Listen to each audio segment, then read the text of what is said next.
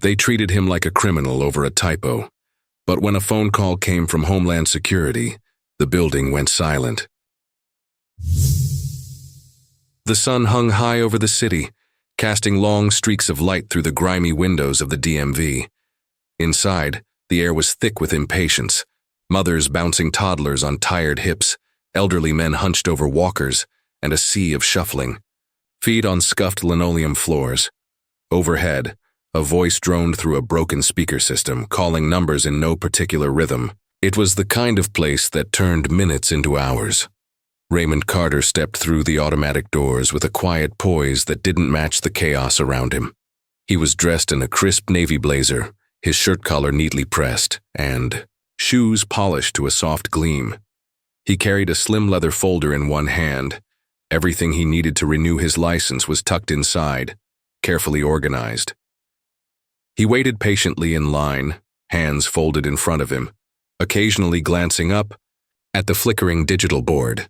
When his number was finally called, he offered a polite smile to the woman behind the counter, a short, middle-aged clerk with tired eyes and a DMV badge that read, Dolores.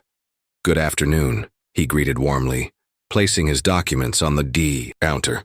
"I'm here to renew my driver's license. Everything should be in order." Dolores didn't look up right away. She flipped through the papers with quick, dismissive hands, then paused, her brow furrowed, eyes narrowing as she stared at the name on the form. She muttered. Raymond tilted his head slightly, sensing the shift. "Is something wrong?" he asked, still calm. She didn't answer. Instead, she tapped a few keys on her terminal, then gave a tight nod. "One moment." Raymond stepped aside without protest as she walked to the back room. Minutes passed. Then more. The line shuffled forward. Another clerk looked around and called the next number, then another. People who had just walked in were already being served. Raymond, still standing where Dolores had left him, was ignored. He noticed the glances. A young white man in sweats walked up, clearly confused about the process. A staffer rushed to assist him with a smile. A woman with 2 forms missing was told, "Don't worry, just bring it next time." But Raymond, who had come prepared, who had followed every rule, remained on the sidelines. He shifted his weight subtly. Still, no one looked at him. A teenage employee passing out forms brushed past him as if he were invisible. When he asked another clerk politely if there was an update, she barely glanced up. "Sir, please wait, we'll get to you." But they didn't. And yet Raymond never raised his voice. He didn't slam his hand on the counter or demand attention. He simply returned to his quiet stance, arms crossed lightly, watching the clock tick forward. It wasn't the first time something like this had happened. To everyone else in the room, he was just another black man waiting too long in a place that didn't see him. But behind those measured eyes, beneath the careful stillness of his expression, something was simmering, something he had trained himself to swallow since he was a boy. They didn't know who he was, and for now, he wasn't going to tell them. Not yet. Raymond had been waiting for nearly 30 minutes when the door behind the counter finally opened again. Not Dolores this time, but someone in a dark blazer with a laminated badge clipped to her pocket. She walked briskly, her posture stiff, her smile forced and brittle. "Mr. Carter?" she called, scanning the room. Raymond stepped forward. "Yes. I'm Denise Lawson, DMV supervisor. Could you come with me for a quick check?"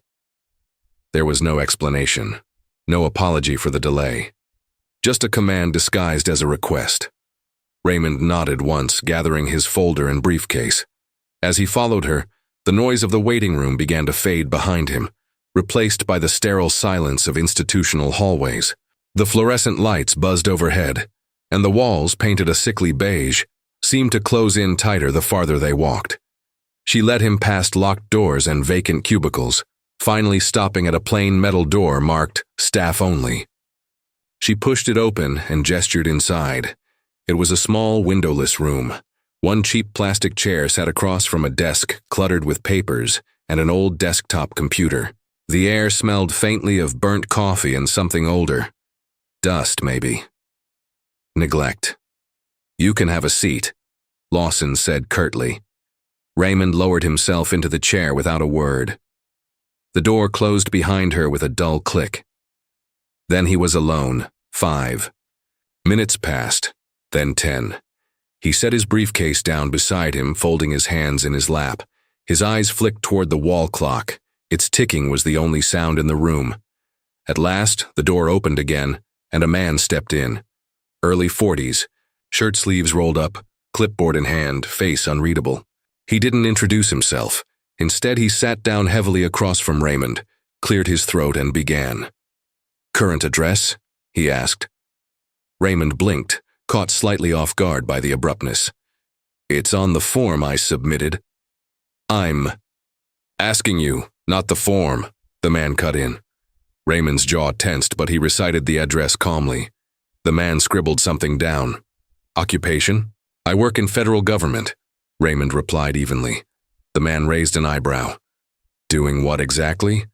Raymond offered a slight smile. "Administrative operations." A pause. The man leaned back in his chair and looked him over slowly, as if scanning him for cracks in the story. Nice suit. Expensive watch. His eyes flicked toward the leather briefcase. "Travel a lot?" Raymond didn't answer that. Instead, he asked, "Could you tell me what this is about?" But the man ignored the question. "How long have you lived in your current residence?" Raymond answered again, calm on the surface, but inside, a knot was tightening in his chest. Then the man reached forward without warning and picked up his driver's license. "I'll be holding on to this," he muttered, standing up. Before Raymond could protest, the door opened again, and this time a uniformed police officer stepped in. Not aggressive, but clearly stationed there for a reason. His hand hovered near his belt, just close enough to send a message. Raymond looked between the two of them. "I'm sorry, am I being detained?" The officer didn't respond. The DMV staffer gave a vague shrug. "Not exactly, just standard procedure. Your name flagged something in our system. Probably just a clerical error, but we need to be thorough." Raymond stared at him for a long moment. His voice was steady, but quieter now. "I've had this license for over a decade. My record is clean." The man offered no apology. "We're just following protocol." The door closed again. The officer stayed. Raymond exhaled slowly, steadying himself. His eyes drifted to the eyeball floor, then to the briefcase beside his chair. The corner of the flap had shifted slightly in the movement, revealing a small embossed emblem, barely noticeable, but unmistakable. A gold federal seal, Department of Homeland Security. He didn't reach for it, didn't draw attention to it. He simply sat there, back straight, hands still, the weight of years behind his eyes. They didn't know who he was, and they hadn't bothered to ask. The door creaked open once more. Raymond turned slightly, expecting another round of vague questioning, but this time, it was Dolores, the same clerk from earlier, her expression tense, eyes avoiding his. She stood beside the DMV staffer who had interrogated him earlier, now holding a printed sheet of paper that trembled faintly in her hand. The man took it from her and looked it over before addressing Raymond without meeting his eyes. "We've identified a match," he said stiffly. "Your name matches someone with multiple outstanding warrants in Louisiana. Fraud, resisting, arrest, and failure to appear in court." Raymond stared at him, blinking once. "I think there's been a mistake," he said calmly. "I've never even been to Louisiana." The staffer shrugged. "Could be identity fraud, could be a false alias. Either way, we can't just let it slide." Before Raymond could respond, the man turned to the officer near the door. "We'll need to get prints and a photo." That's when the shift truly happened. The DMV, a place built for licenses and lines, became a makeshift booking station. Raymond was guided down the hallway again, past rows of cubicles where workers now glanced up from their computers. Their eyes lingered on him, some curious, others cautious. One woman leaned in to whisper something to a colleague as he passed. A camera on a cheap tripod was wheeled out from a dusty storage closet. The same officer who'd stood silently now pulled on gloves. No cuffs, but the feeling wasn't far off. Raymond stood against the white wall, posture straight but face hard to read. "Chin up," the clerk muttered. Click. The flash was too bright, too close. Then came the fingerprinting. Ink on his fingers, rolled carefully on a sheet of paper. Like he was a suspect in a lineup. Dolores had vanished again. When it was done, the officer motioned toward a chair near the edge of the hallway and said flatly, "You'll need to stay here. We're waiting for verification from out of state." Raymond nodded once. He didn't argue. But he also didn't sit. Not yet. Instead, he reached into his jacket pocket and pulled out his phone, shielding the screen from view as he typed. He stepped aside, speaking softly into the receiver. "Hey, it's me. Something's come up. No, not there, at the DMV. Just sit tight, I'll explain later." His voice was level, steady, but in his eyes, just for a moment, there was something else. Not fear, not even anger. It was disappointment. A tired, quiet ache from a man who had long known the rules of this game and how quickly dignity could be stripped in places like this. He ended the call and finally took his seat near the wall, briefcase back at his feet. A child nearby watched him curiously. Her mother pulled her closer. Then came another voice, a different clerk stepping over awkwardly with a clipboard. "We just need your occupation for the record," she said, almost apologetically. Raymond looked up slowly. His lips curved slightly, not into a smile, but into something unreadable. "Let's get this over with first," he replied. She blinked, nodded, walked away, and still no one asked who he was, not really. They assumed they already knew. A name, a mistake, a brown face in the wrong database. But whatever story they thought they were writing about him, it was about to be torn apart. Upstairs, behind reinforced glass and a frosted nameplate that read, "Administrative Oversight, Restricted Access," the atmosphere was very different. The air was cooler, quieter, detached from the chaos below. Files were neatly stacked. Phones didn't ring often. When they did, they weren't the kind you ignored. Denise Lawson, the same supervisor who had escorted Raymond to the back room an hour earlier, sat behind her desk, tapping slowly at her keyboard. Her day was dragging. The DMV always was.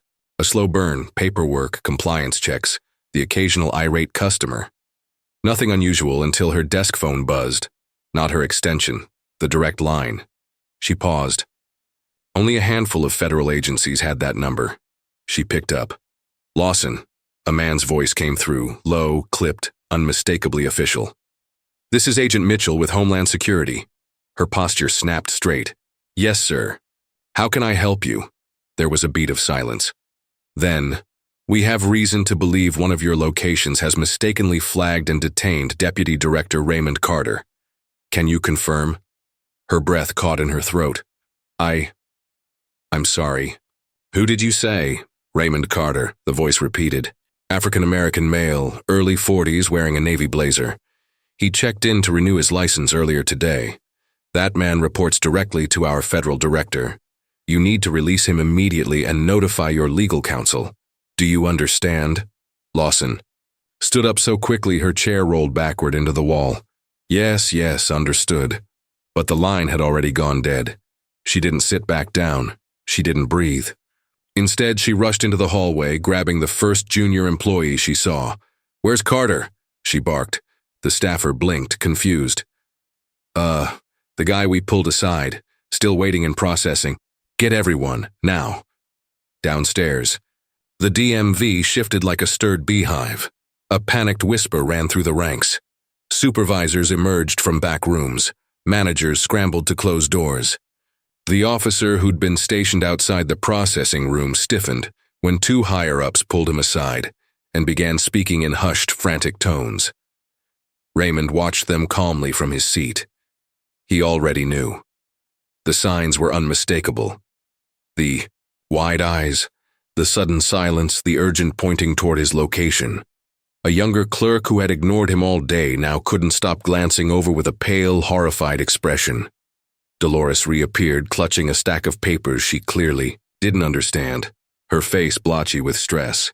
Lawson barreled in moments later, trailed by two men in shirts and ties who hadn't been seen all day. "Mr. Carter," Lawson said, voice breathless but forced into a smile. We deeply apologize for the confusion. There appears to have been a system error that—" He stood up slowly. She stopped mid-sentence. Raymond didn't yell, he didn't demand anything. He simply met her gaze with quiet, unwavering clarity. "I see," he said. The entire DMV was still now, watching from over partitions and around corners. "Your documents have been restored," she rushed on. "And we've already cleared the misidentification with the state of Louisiana. You're free to go. Of course, we'd be happy to process your renewal personally. Expedited, no lines. Just come with me." He looked past her for a moment, then down at the officer who had once hovered so close. The man couldn't meet his eyes. Raymond reached down, picked up his briefcase, and adjusted his collar with one smooth motion. "I didn't come here for special treatment," he said quietly. "I came here as a citizen.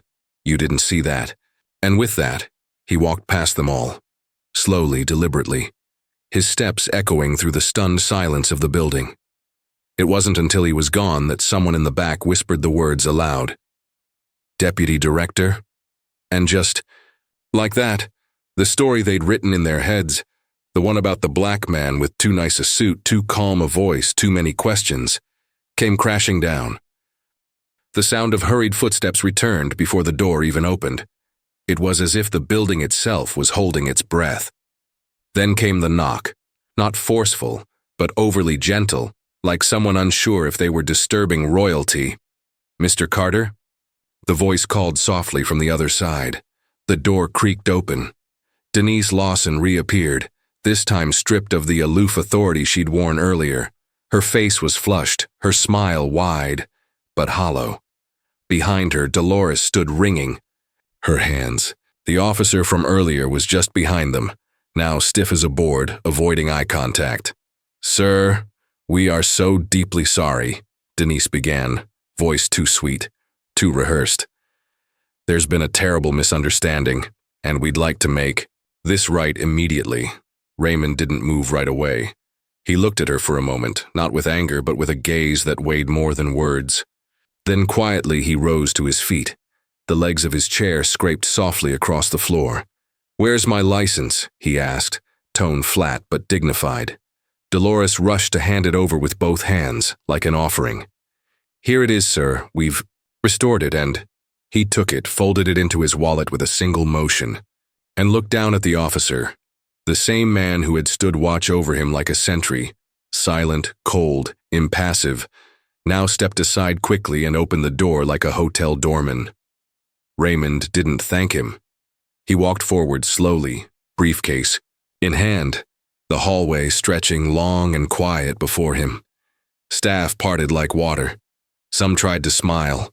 One even stammered out a weak, "We're just glad it's all cleared up, sir."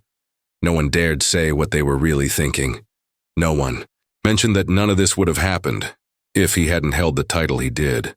They reached the front counter again. Lawson, still flanking him, tried to salvage what she could. "If you'd allow us, Mr. Carter, we'd be honored to personally process your renewal," she said, her voice hopeful. "We can skip the line. No wait time. Just a few minutes." Raymond stopped and turned to her, his expression unreadable. "That won't be necessary," he said quietly. Lawson blinked. "But surely we can—" He cut her off with a calm voice that silenced everyone around. "I didn't come here as deputy director," he said. "I came here as a citizen." There it was, the line that turned every smile into a grimace. That exposed every polite apology for what it was. Too little, too late. He walked past the stunned faces, past the numbered signs and the hushed whispers, through the same doors he'd entered over an hour ago. And as they closed behind him, the room stayed frozen. The silence left in his wake was louder than any outburst could have been, because dignity doesn't always roar. Sometimes it just walks out, head high, untouched by the hands that tried to hold it down. The city skyline shimmered outside the tinted windows of Raymond's office, the sun now a dim orange glow bleeding into dusk. The building was quieter at this hour, most had gone home. But Raymond had returned, briefcase in hand, face unreadable. He walked the familiar halls of the federal building with a purpose that didn't show on his face. He wasn't storming through. He wasn't agitated. If anything, he moved slower than usual, each step deliberate, reflective. Inside his office, he removed his blazer and placed it neatly on the back of his chair. The lights overhead buzzed softly. A digital clock on his desk read 7:42 p.m. He sat. For a long moment, he didn't touch his computer. He just looked out the window, watching the world move below. Cars speeding by, strangers living their lives, unaware of what had transpired hours earlier at a DMV less than 6 miles away. Then he turned back to the desk and powered on the monitor. Blank document opened. Title: Assessment Request, State DMV System. Discrimination, Delays, and Detainment Bias. His fingers began to move. Not fast, not furiously, but with quiet control. He detailed everything: the mishandling, the wrongful matching of his name, the invasive questions, the failure of protocol, and most importantly, the casual indifference until status changed perception. But he didn't write with anger. He wrote with clarity, with facts, with purpose. Halfway through, he paused, tapping his pen lightly against the desk. He thought about the others, those who'd been pulled aside, ignored, accused, and humiliated in similar ways, but without a direct line to Homeland Security. They never got a callback. They never got an apology. He resumed typing. His report didn't end with disciplinary demands. It didn't call for firings or scapegoats. Instead, it outlined a reform proposal: mandatory bias training for all DMV employees, independent oversight committees assigned randomly to locations, quarterly evaluations based on complaint records, not customer, satisfaction surveys, and most notably, anonymous civilian testers of varied racial and socioeconomic backgrounds, tasked with measuring staff behavior in real time. He knew it would ruffle feathers. He also knew it was the right thing to do. When the document was complete, he saved it, attached it to an internal compliance ticket, and copied the director's inbox. He sat back in his chair, not to bask in authority, not to savor power, but because he understood something deeper.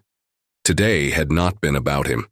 It had been about the silent ones, the ones without titles or shields or names anyone in power would recognize. This wasn't vengeance. This was prevention. Because he had walked out of that DMV with his dignity intact, but too many others hadn't, and now they wouldn't have to walk alone anymore. It was a gray Thursday morning when Raymond returned. Not in a blazer this time, but a worn windbreaker, slacks, and casual loafers. No briefcase, no tie, no title. The DMV looked the same on the outside. Chipped paint near the entrance, a flickering light above the door. But inside, something had shifted. The mood was lighter. The front desk was cleaner, less chaotic. A new banner hung near the waiting area. We respect every customer, every time. On the bulletin board near the forms, he noticed a poster, one he hadn't seen before. It displayed the Bill of Rights alongside a notice: Your civil rights matter. Discrimination has no place here. Raymond took a seat quietly in the back row. No one recognized him, and that was exactly what he wanted. He watched as the line moved with more care than before. Clerks made eye contact. They smiled. One even helped an elderly man fill out a form without being asked. He listened too. No sighs of impatience when someone didn't understand a document. No visible irritation when a woman with a thick accent asked for clarification. The staff answered, with patience, small changes, but meaningful. And then it happened.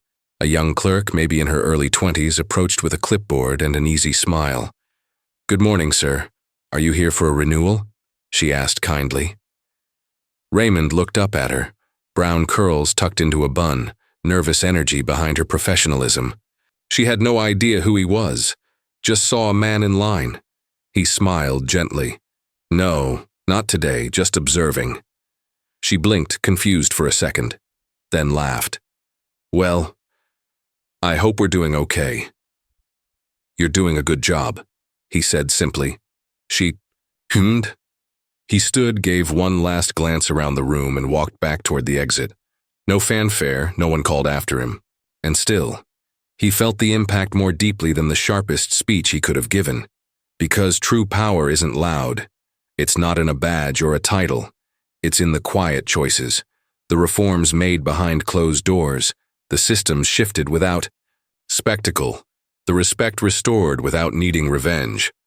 As Raymond stepped outside into the late morning breeze, he didn't look back. He didn't need to. The change had already taken root, and he had done what he came to do, not as deputy director, but as a citizen.